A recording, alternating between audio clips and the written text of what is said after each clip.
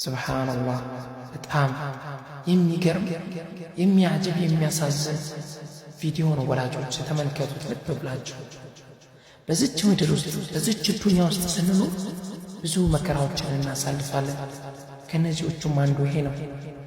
በዚች ምድር ውስጥ መልካም ሰዎች እንዳሉ ሁሉ መጥፎ ሰዎችም አሉ።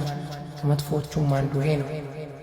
እንግዲህ እንደምትመለከቱት ልጁን እያሰቃየ ከላይ አስነስቶ ወደታች ሊጥል በሚሞክርበት ሰዓት ሁሉም ተመልካች ለሁሉም አዛኝ የሆነው ጌታ አላህ ሱብሓነሁ ወተዓላ እንዳለ ያም ሆኖም እንደዚህ እያሰቃየ ለመጣል ሲሞክር አላህ ካሰቃዩ እንደዚህ አድርጎ በእሳት አሰቃይቶ ወደ ታች ሲጥለው ተመልከቱ።